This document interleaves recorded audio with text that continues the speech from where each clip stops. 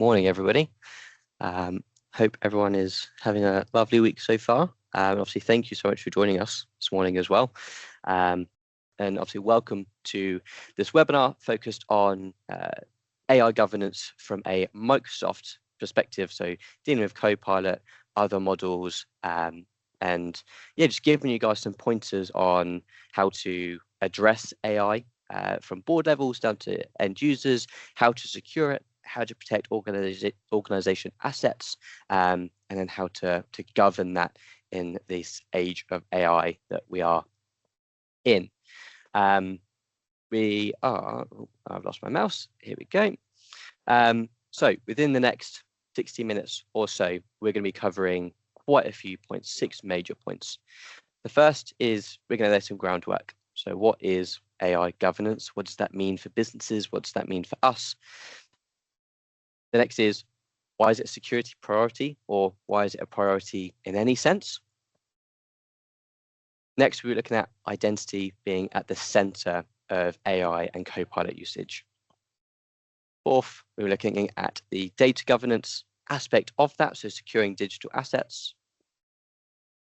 And then we're going to be covering off some best practices, so some approaches that you guys can take into your tenants straight after this to address maybe some concerns you have. Maybe you've missed something along the way.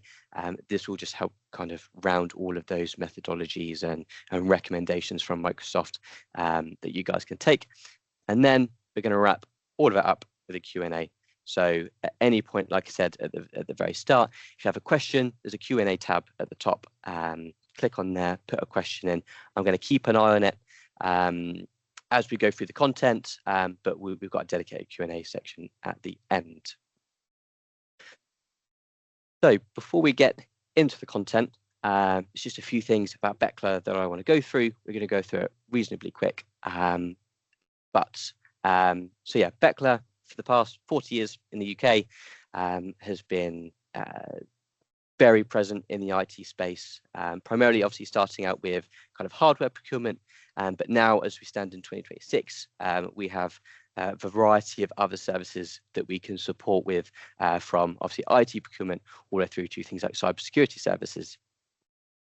Within that relationship, and as we've built out our work over that time, we've become a trusted frontier Microsoft partner.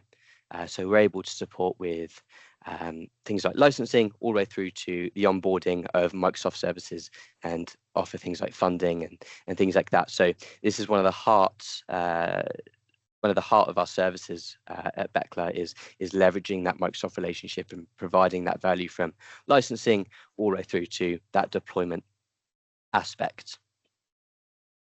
And then, oh, what a lovely slide. A little bit here about me. So I'm Owen, I'm the one talking right now. Within Beckler, I am one of the security consultants. I joined the business almost a year ago. Time has flown past, but within the security team, I am focused and aligned on all things Microsoft. So supporting all of our clients in defining best practices, methodology, approach, and really making sure that all of our clients get the most out of their licensing from a security perspective. Within that world, I also focus specifically on Entra, so identity focused, Purview, so data security like we're going to be covering today, and then Defender, so endpoint security, cloud security, server security, all of those things. Okay, so before we actually go into the whole content itself, how do we actually protect this stuff, I think it's really important we set some foundations. You guys will most likely be familiar with this at this point if you've ever spoken to me or one of the account managers. This graph, this hierarchy based on Maslow's hierarchy of needs has been put together to help us support you in approaching your cybersecurity needs and requirements. Starting at the foundation of that, so that the cornerstone of all cybersecurity is identity protection. In this case, we're looking at Entra, so identity management, conditional access, etc. We need to protect how end users log in. The next is the actual endpoint protection side. So your laptops, your mobiles, your servers, things like that. We need to govern and protect those using the Defender suite, whether that be cloud, on-prem, etc. The next is securing company assets, digital assets, using Purview. And again, this is another area that we're going to be focusing on today. We can see it targets digital assets, code, data stores, and now generative AI models. The fourth layer, as we further mature up the scale, is detecting and remediating threats in XDR, Defender XDR. So threat happens, how do we as a business or someone who's supporting you guys as a business, how do we remediate those threats? How do we detect them in the first place? How do we correlate that information? And then finally, to top all of it off, the cherry on the top is automating those security procedures using Microsoft Sentinel or a SIEM service.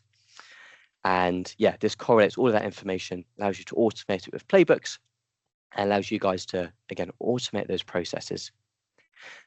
And what we find when we implement this hierarchy and actually support our clients with following this model is not only do they technically become get in a better place, they also find that their organization maturity from end user education all the way through to C-level conversation, board level conversations are more mature, and they're able to approach governance in a much more confident manner. So that's what we want to really support and help you guys with. And then what we are going to be focusing on today is the identity piece with Entra, looking at Entra agent ID, and then also securing digital assets with Purview. So first question, obvious question, what is AI governance?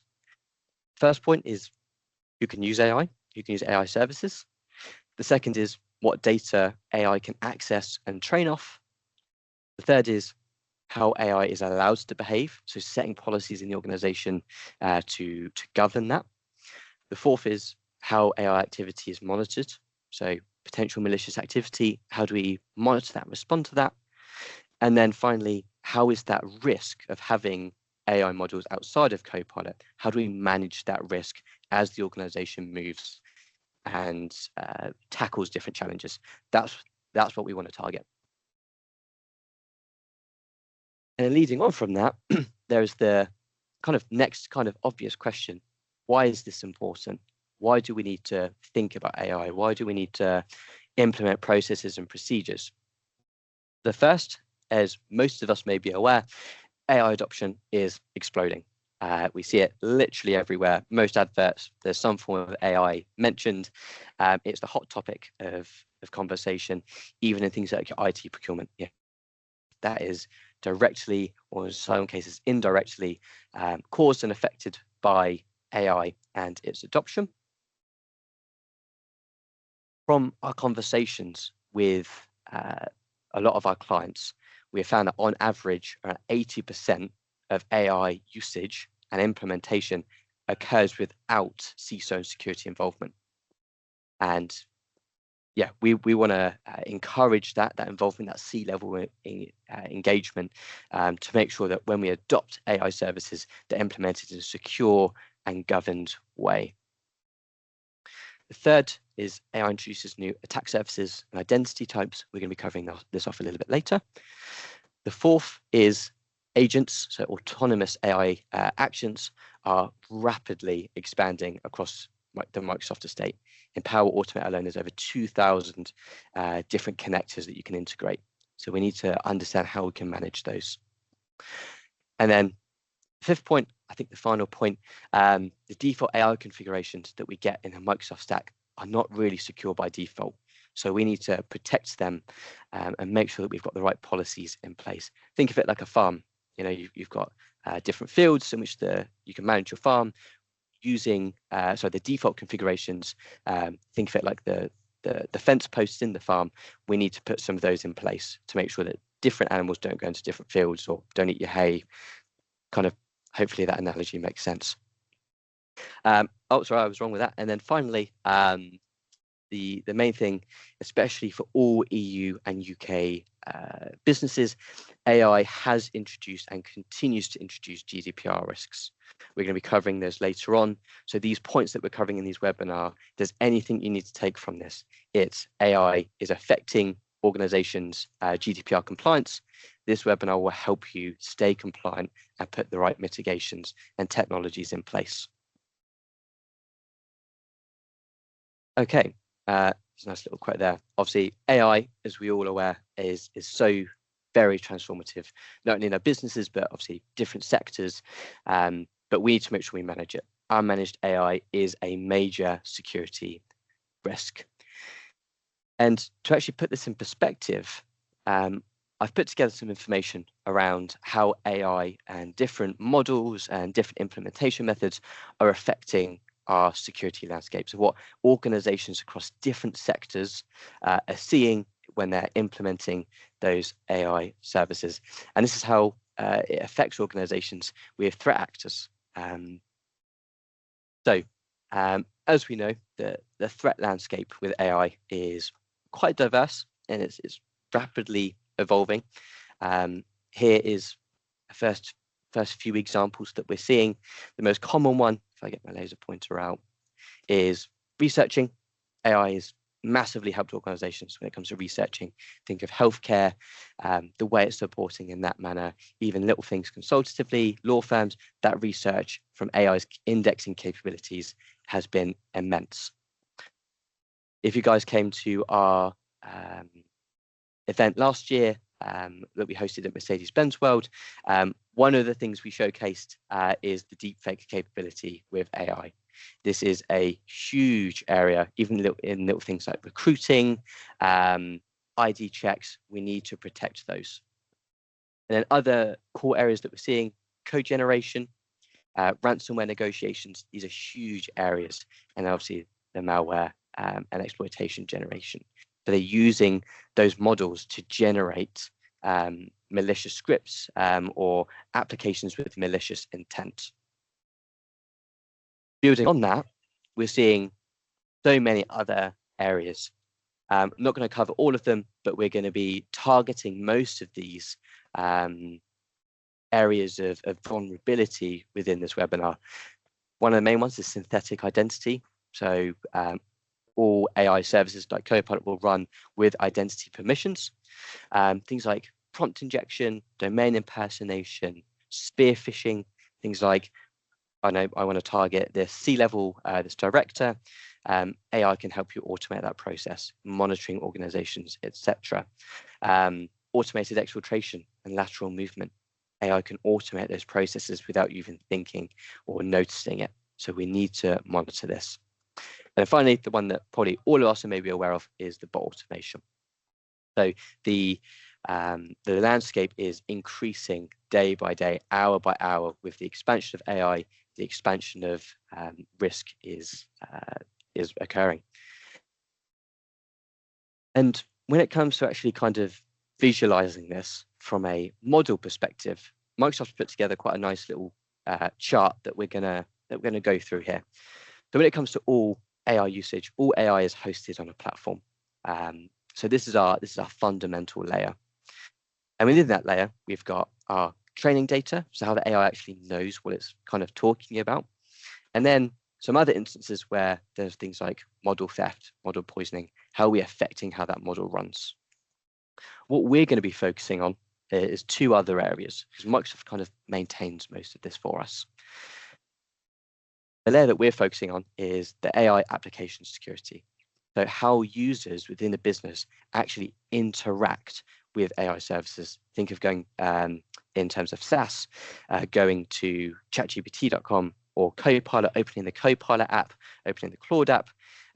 We want to manage and secure the interactions that end users have, malicious or not, with that service. So we're looking at prompt injection, data leak, data exfiltration, insecure design.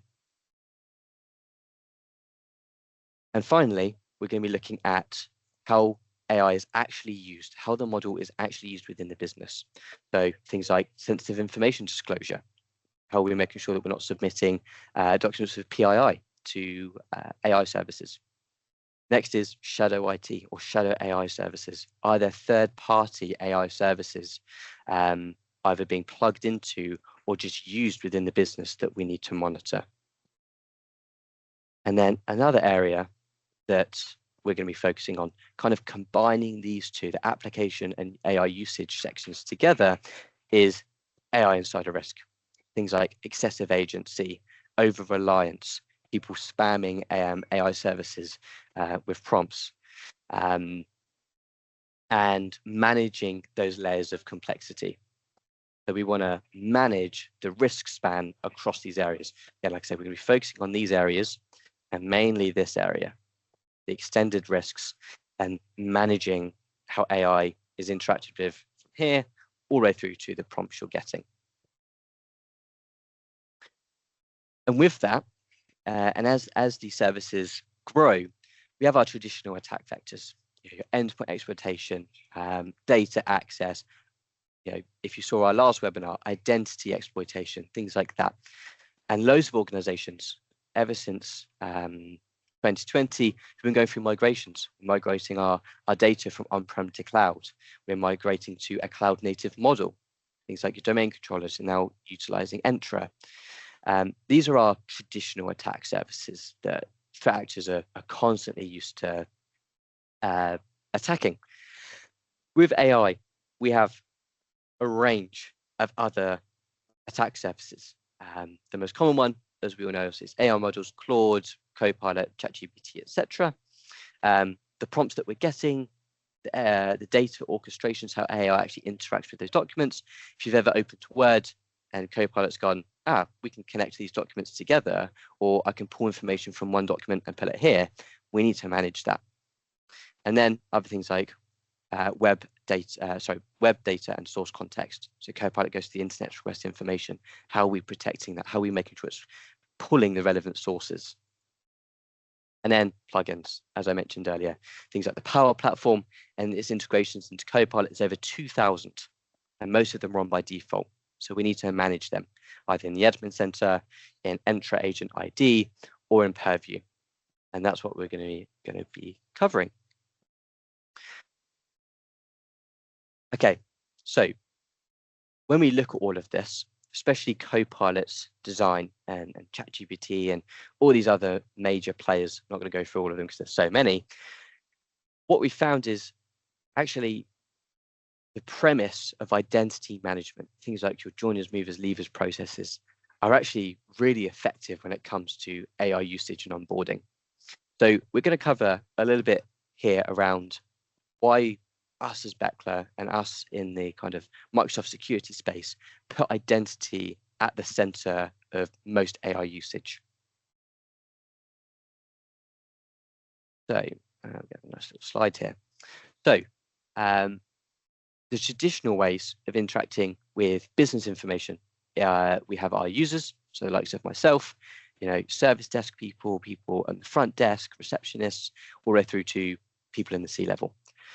We now have agents, so agents that act on behalf of us and the business, carrying out things like security checks, tenant reviews, even little things like comparing documents, comparing user flow activity, things like that, acting on behalf of end user and administrative permissions. And finally, we have apps.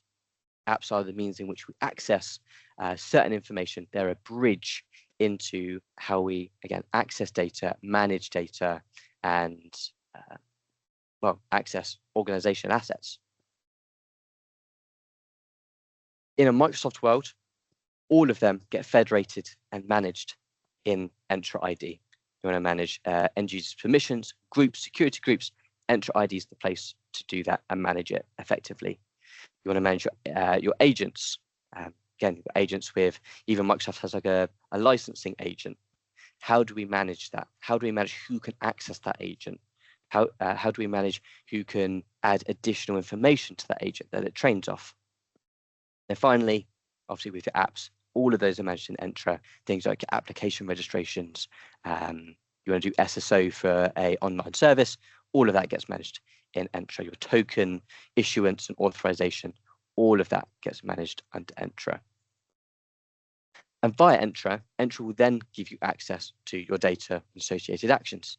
Think of, I want to access Copilot. In order for me to access Copilot, I have to be a Beckler.com user. Where there's some controls that we need to think of and add before we actually allow that access, if that makes sense. But one of the common things that we've seen, and one of the trends, is as enterprise AI adoption is increasing, exploding, as we said earlier, agents are actually kind of moving from, as they're moving from pilot to production, things like agent sprawl is expanding, and there's no governance around that. So we all get excited about new technologies and various things, but with AI, we can very quickly get excited about deploying it. Oh, we want the technology, but we need to take a step back and go, actually, how do we govern this? How do we make sure we're implementing this in an effective manner?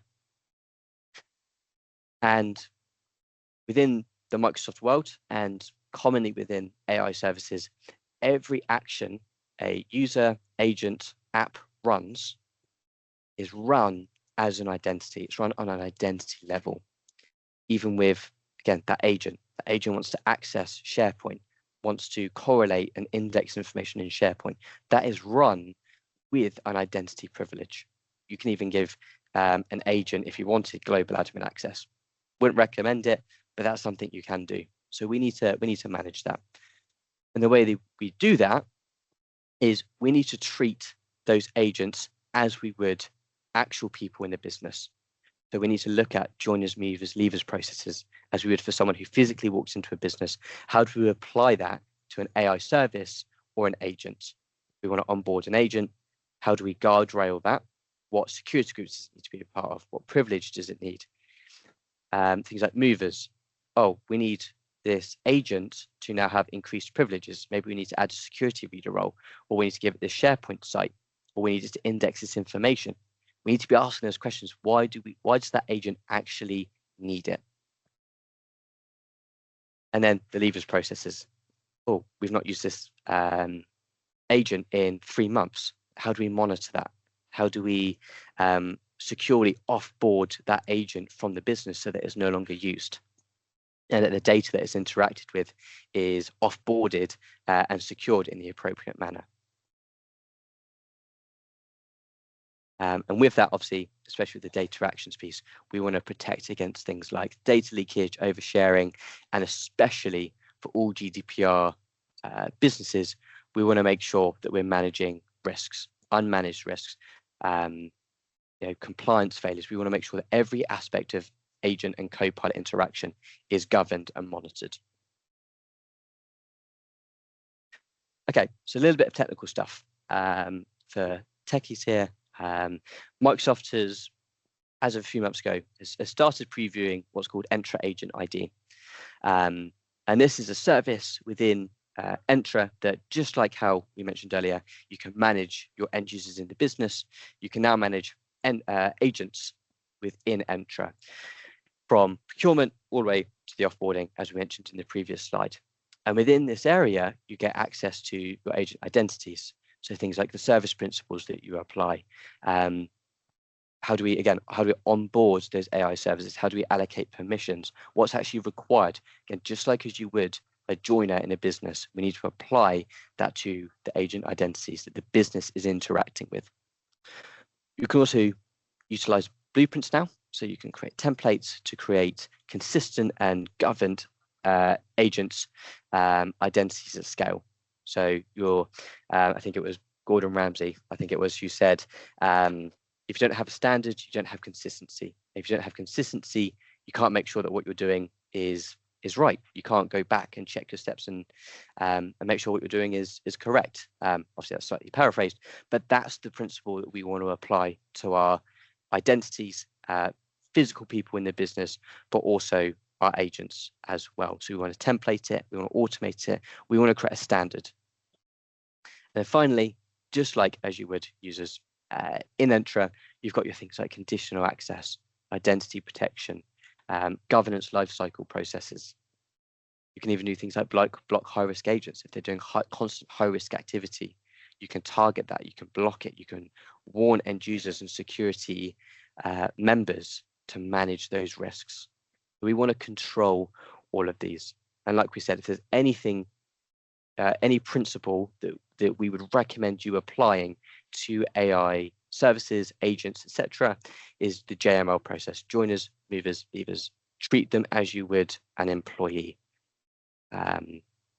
So they should have like a sponsor, an owner, type of manager. Enforce things at least principle of least privilege, time-bound access, review processes, and then obviously your typical things like disabling them when they reach end of life, or you're offboarding them.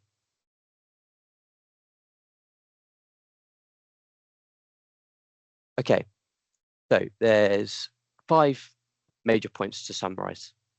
We need to start off again like we would with end users in a business. Start with an agent inventory, if I can speak English, and a matrix. What agent is doing what? How is it doing what? How are we protecting it? Following that, we can obviously protect it. We can put the guardrails in. If we think like the farm analogy, we can put some guardrails in on the land to make sure kind of nothing goes in and out. Obviously, use things like conditional access. We can use that to evaluate agent identities, how they're interacting with the business, and how agent users are, again, interacting with the business. We can manage things like token acquisition, token issuance, those technical controls that allow users and agents to interact with business information. We can use conditional access to monitor that. And if an agent doesn't need access to something, we can block it. If an agent excessively requests a token, we can monitor that, we can block that, we can, again, warn those security administrators. One of the main pieces as well is governing those agents. So again, like we said, things like managing those access packages, SharePoint files, company assets, things like sponsorship, inheritance. We want to protect those just as you would your administrators and end users. We want to apply that same principle. And then, as we covered earlier, identity protection. So we want to set explicit policies, actions for all forms of usage. Again, sounds like I'm repeating a lot of points here, but the underlying point when it comes to setting policies, acceptable use policies, risk policies, things like that, is we need to treat AI services and its agents as first-class identities, as we would employees. There's risky activity, blocked activity, rely on the service desk and the security team to manage that. Enforce that principle of least privilege.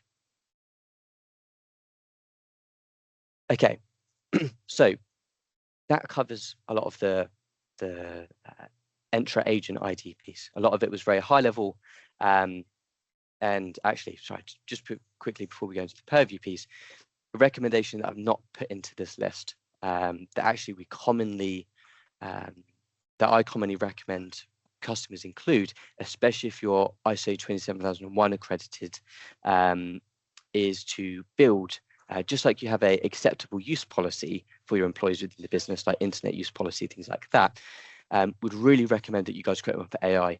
Set that baseline procedurally from the beginning.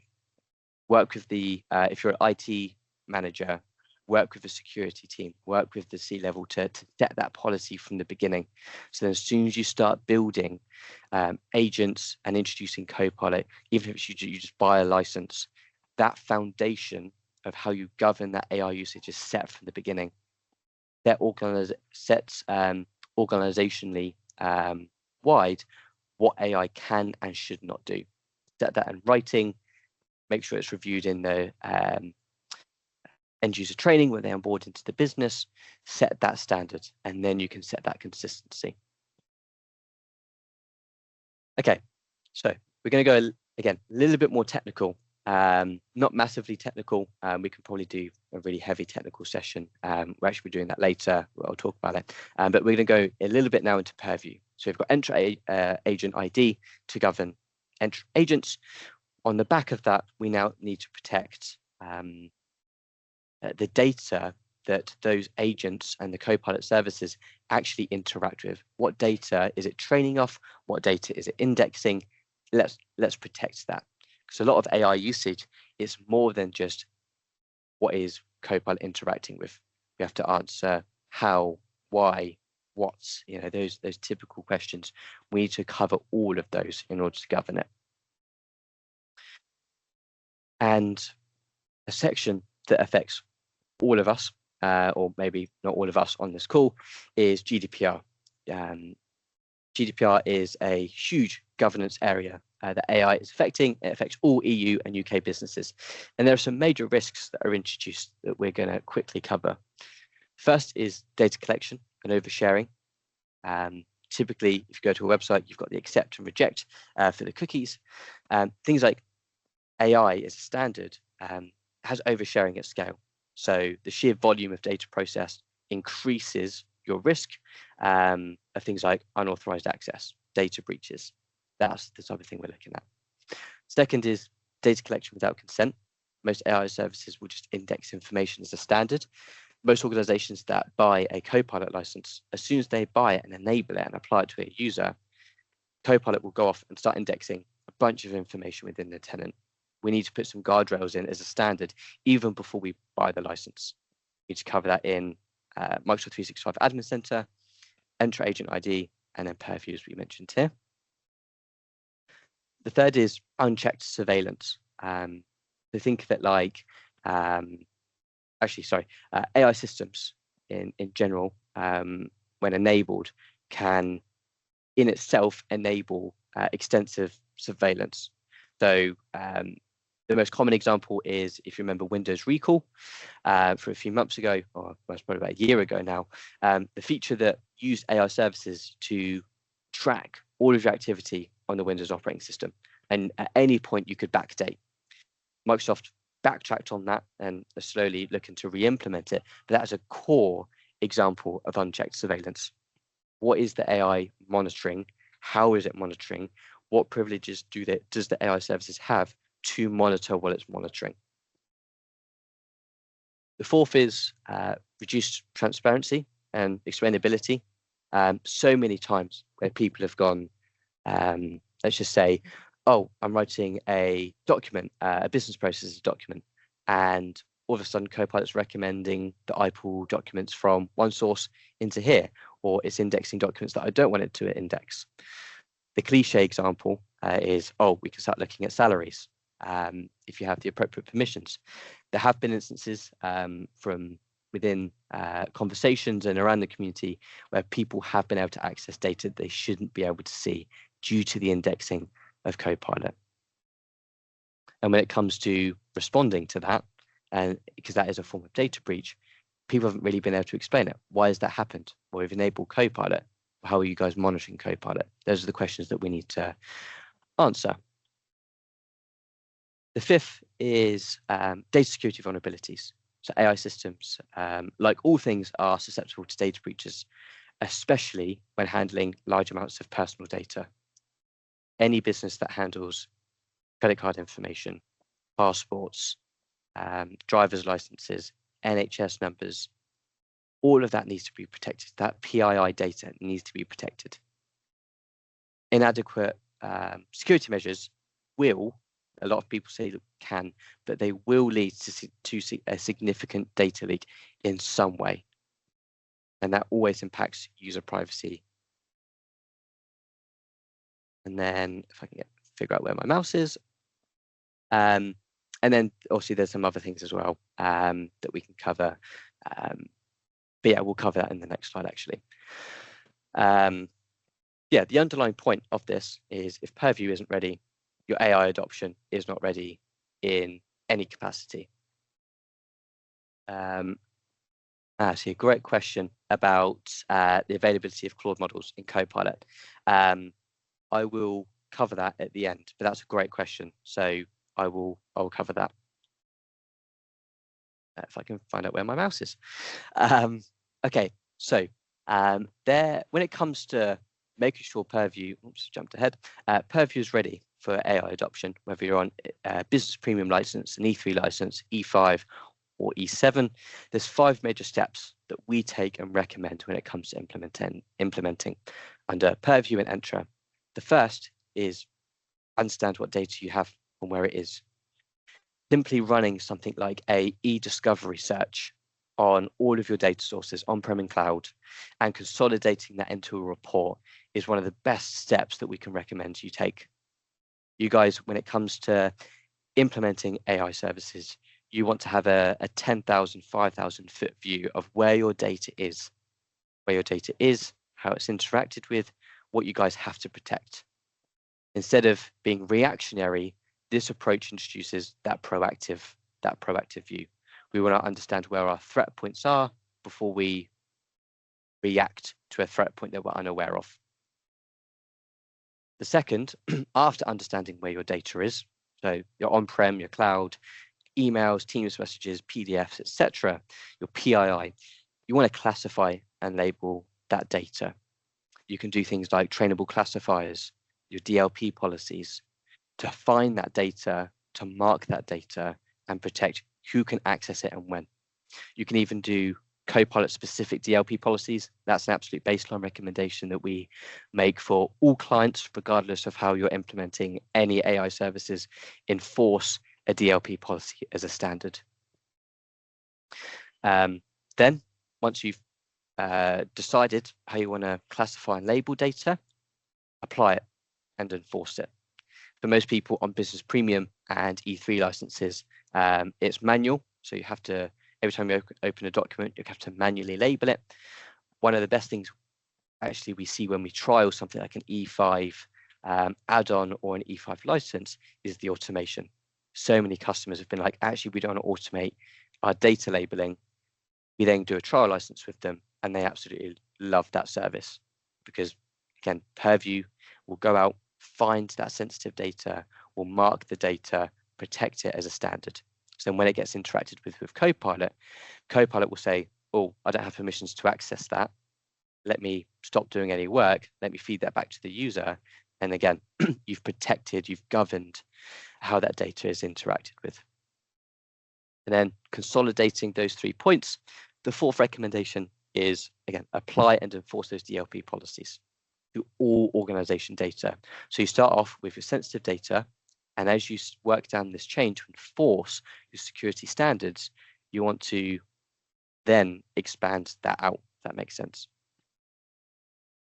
Bit like a tree, actually. You've got your tree, it starts off a seed, and it starts to root and put its roots in the ground. We want to ensure that our roots, our sensitive assets, are secured as a standard. And then as the tree, as we start to grow our AI usage and introduce it into the business, we want to make sure it has that firm foundation. It's secure, it's sturdy, and then as those leaves branch out, as we're building agents, it has that firm foundation, that firm governance. And then to wrap all of that up, you want to use something like Compliance Manager or communication compliance to monitor organization compliance, interaction with those AI services, and alert for things like someone's putting a potential malicious prompt into the AI service, or someone's asking Copilot questions that we shouldn't really be asking or isn't really in our policy. We want to use compliance and communication, compliance and compliance manager to monitor that and enforce those standards. So again, like I said earlier, when you're building out those policies of acceptable use policies, we want to apply that to here, to all of these chains here. Okay, and once you've done that, once you've defined that standard, we want to ensure consistency. And to cover off these pieces, the core questions that every business needs to look at is, again, like we said, in that acceptable use policy, we need to define what AI is allowed to do. Create those policies, look at those guardrails based on your defined and prohibited, well, let's type that, AI use cases. Document it and enforce it as an acceptable use policy. If you as a business have something like ISO 27001 and you guys get audited every year, you can write your acceptable use policies into ISO 27001. That when the auditor comes in and he goes, oh, I see you've got a AI acceptable use policy, he'll ask, how is that enforced? He'll read the document. He'll ask for the, he or she, sorry, will read the document. They will then ask how you guys technically respond to that, and they'll make sure you align. If you don't follow what you've written down, you can have a non-compliance, and that's something that your C-level, your board level directors and IT teams don't want to have, because that will affect your compliance, and you can lose your certification or accreditation with too many uncompliances. So that's a real benefit that you guys can write and add into your compliance standards. The next, as we've already said, is obviously control what those identities can access in those AI services. So again, as you begin to pilot Copilot, you want to restrict who can access Copilot or those AI services and models. Obviously, with Claude models now, who can deploy them, so who with the administrative permissions can deploy them, and also who can share them, because in the admin center you can also share agents. End users can share agents. So again, that fundamental point, treat them as an identity, treat them as you would those end users in the business. Next, obviously, you want to monitor the AI usage. One of Purview's biggest assets, if you have the relevant licensing, E5 add-on or E5, is DSPM for AI. You want to monitor how people in the business interact with it, that you want to have observability over that. You can also track those interactions, the sensitive information that's being accessed. If an agent is requesting access to specific PII, you can use DSPM for AI to monitor that, build certain policies that target it as risky usage, and you can also feed that into things like Microsoft Sentinel. So things like agent sprawl, or a agent is doing excessive work, or again accessing that sensitive information, you can alert security operation teams to remediate that and kind of deal with it. And even other things, as you automate procedures, like let's just say you get a weekly report and you want to forward that weekly report on with the data analyzed, pull it into an Excel spreadsheet and send it off to certain people in the business. You can use DSPM for AI to manage that. And as we said earlier, use communication compliance, manage how people can communicate with those AI services, and then build standards with automating those procedures. So like I said here, build automations to trigger alerts for security analysts, allow investigations for prompt context, associated identity, so who's associated with that work, and then take actions in the appropriate way. Do we block that action? Do we warn people, etc.? How do we respond when something potentially malicious happens, just like as you would end users? Excuse me. Okay, and to consolidate this, just conscious of time as well, is we've built a nice little security framework that you guys can take. We'll be sharing these slides afterwards, but feel free to take a screenshot of this here. The fundamental layer of this is you want to start off with your visibility and your shadow IT control. So in Defender, you want to use something like Cloud App Discovery and DSPM for AI, simply just to monitor what AI services are being used. Someone goes to chatgpt.com, or as Chris said in the chat, someone's now using Claude in the Copilot app instead of ChatGPT. How do we monitor that? How do you understand where those interactions are taking place? How do we map that? Cloud App Discovery will be your friend with that, will be your best friend with that. Next, in terms of the fundamental processes as well with all project management, is you want to understand, well, where organization data is. So again, like I said, run that eDiscovery premium search on all your data sources. Get an understanding of where your data is first. Next, you'll do a risk assessment. So actually, what are the risks introduced, or what are the benefits introduced with the service? And then, just as you would with your identities, hopefully with your JML processes, you want to do agent profiling. You want to mitigate agent sprawl. You want to have an inventory to manage where your agents are and what they're doing. Next level is your data protection and governance aspect. So once you've understood where your risks are, you want to put some boundaries in. You want to put some fences in to prevent people doing things they shouldn't do, or AI services doing what they shouldn't do, accessing data it shouldn't access. And the 3 core points are to, first of all, control what data AI tools can access. The second is restrict that confidential data sharing. So again, that's sensitivity labeling, those DLP policies, set that as your standard when you're piloting AI services. Start off with your most sensitive SharePoint sites. You know, if you have 1,000 SharePoint sites, start off with your 10 or 100 most sensitive SharePoint sites. Restrict the data access and sensitivity labeling and DLP policies there, and then slowly start to expand it out. And then, as I said earlier, apply AI targeted DLP policies. And then the final layer, is your agent security and response. So you want to have that agent inventory, you have visibility of what they're doing, a bit like a risk matrix. You then want to integrate all of that into Defender XDR for visibility and incident integration for your SOC services. And then you want to use Defender and Entra conditional access and agent ID to protect against things like the prompt injection, the runtime tool abuse. Just like we mentioned, if I can find the slide. Doesn't want to work, is this slide here.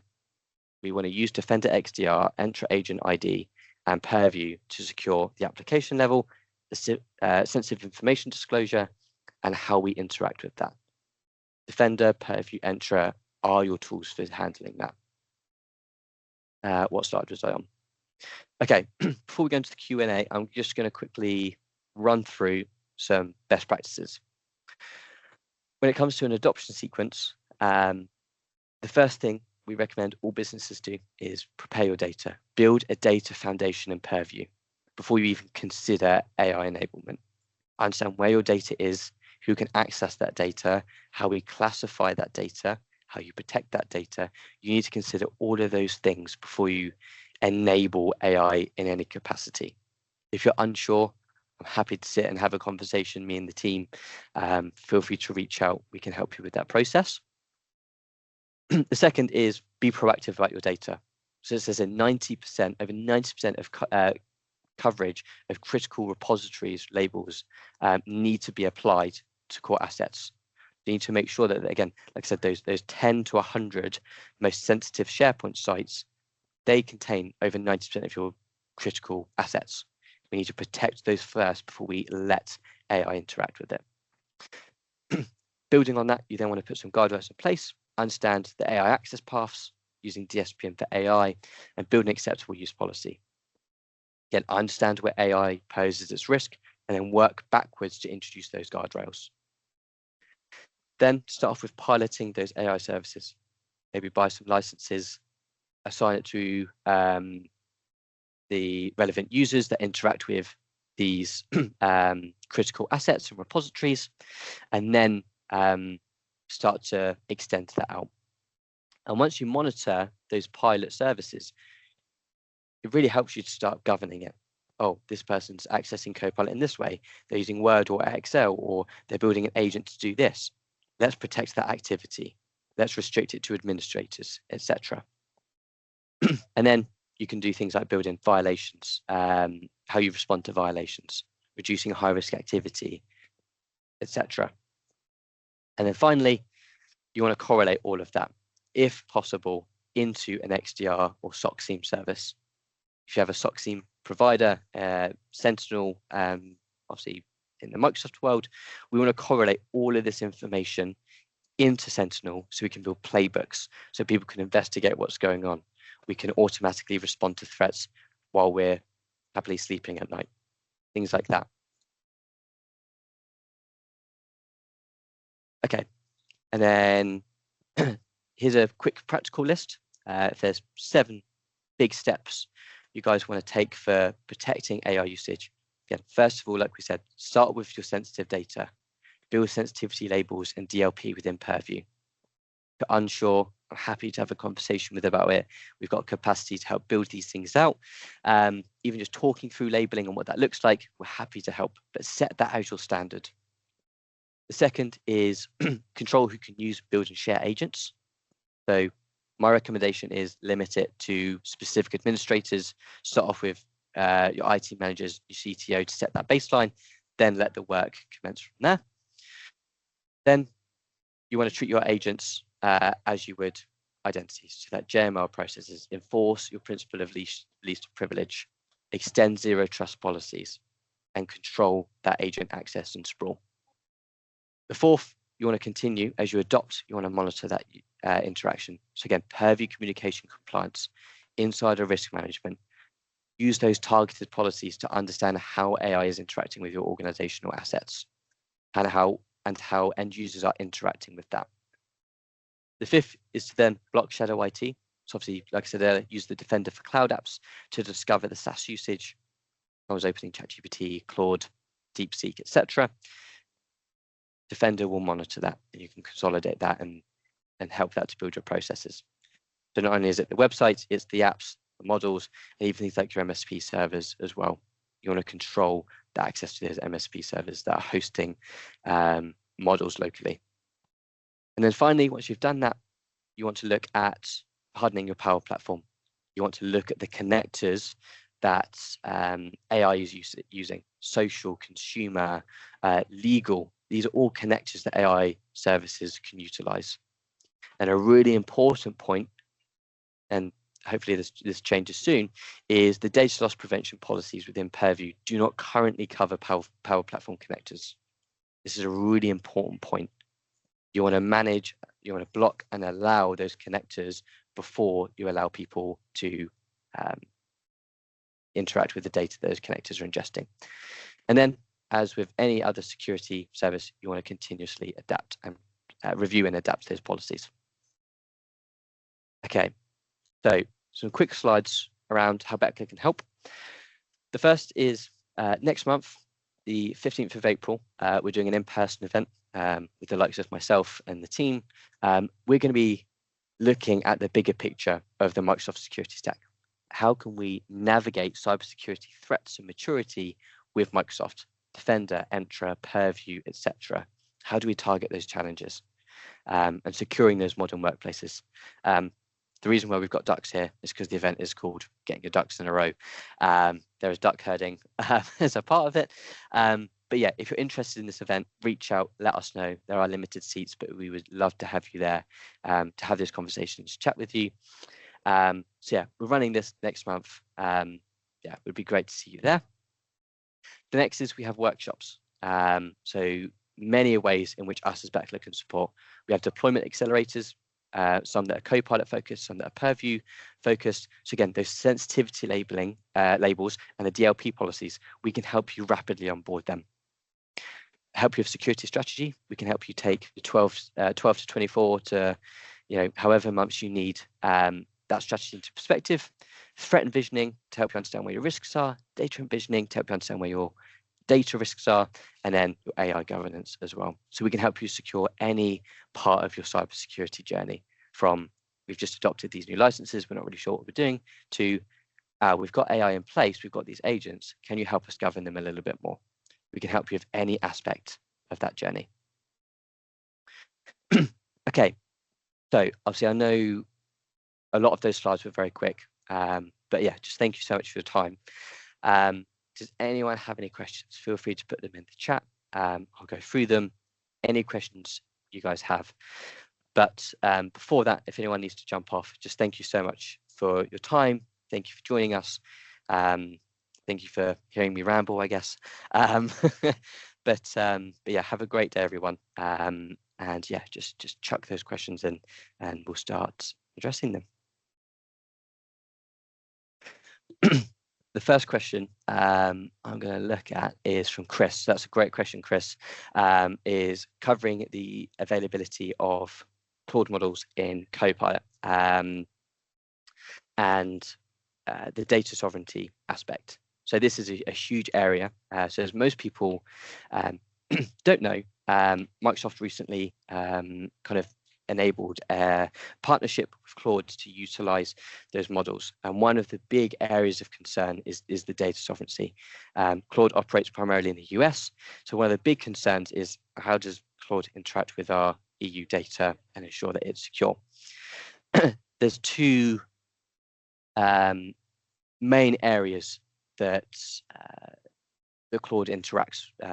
How Claude interacts with business information. The first step is, I would say, to implement the same principles as we mentioned earlier, so that JML process. Most businesses actually just block Claude while they're evaluating its capability. I'm trying to remember what the secondary Claude service is. There's the cloud native Claude service, and there's also a on-device Claude native service. So yeah, I'm just trying to remember what it's called now. 1 second. I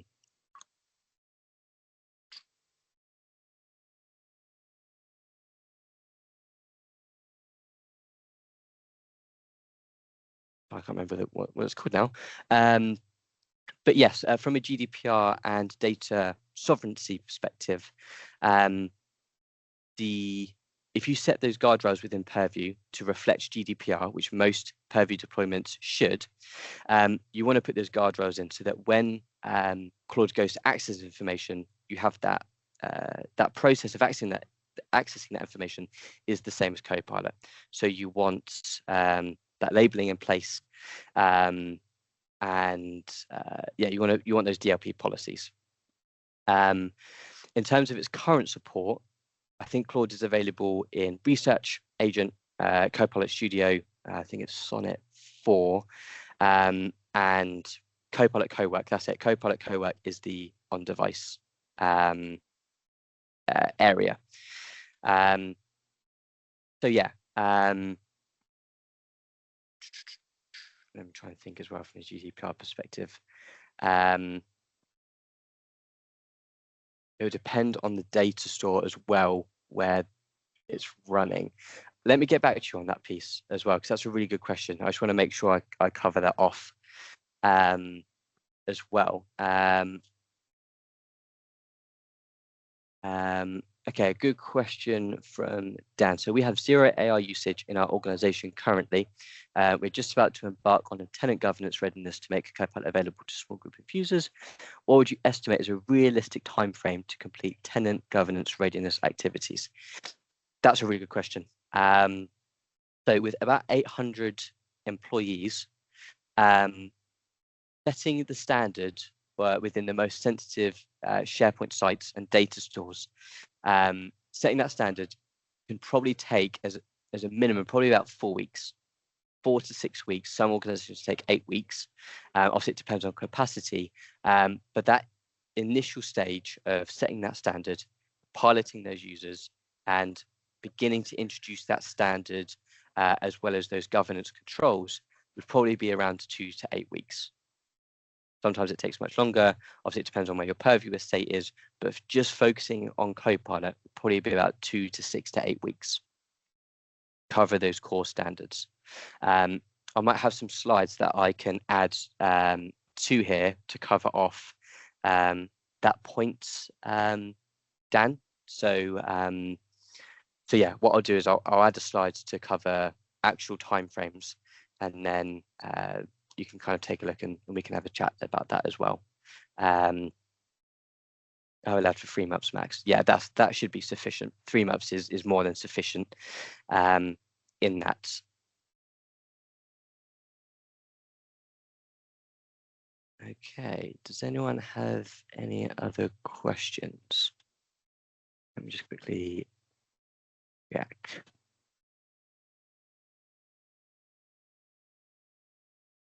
And what I would say, actually, just to expand on that point, if anyone is looking at, or sorry, anyone has that question as well, when it comes to addressing those internal oversharing concerns in Copilot, we kind of typically recommend that obviously you've got there's 3 phases. Your pilot phase is typically done within the first week, so you want to identify those popular sites, as we said. Second, you want to grant Copilot access to those popular and low-risk sites. And then third of all, you want to enable the proactive audit and protection features that we covered.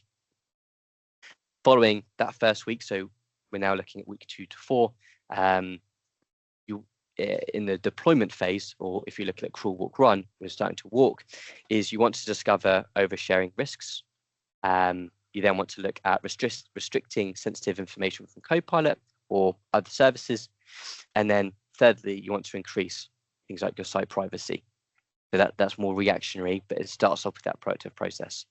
And then 1 month plus, as you mentioned, Dan, is you want to further reduce that risk, simplify the oversight. That's the main thing. Simplify the oversight of those agent accesses. There's a good question from Pip as well. Is Cloud App Discovery a standard Microsoft Business Premium, or is it only E5 and upwards? That is a great question. I might have to check with the licensing team on that. Let me see if I can quickly get an answer for you.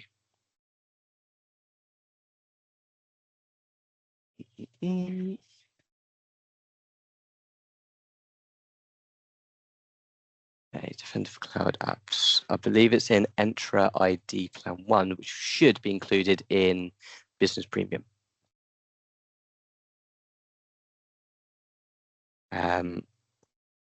Yeah, and when it comes to securing it, you're going to need additional licensing because that includes the governance.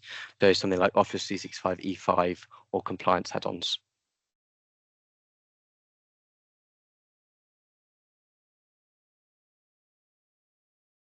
Okay, any other questions before we finish up?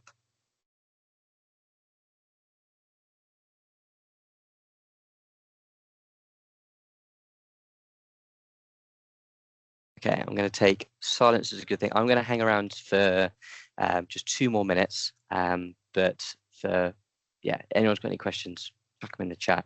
Also, send me an email as well. My email's here. Happy to have a conversation with anyone about anything, even if it's just we're looking at Purview for the first time and we've got these governances. How do we secure that? Happy to have that conversation. Reach out to your account manager or reach out to me directly. Happy to have that conversation.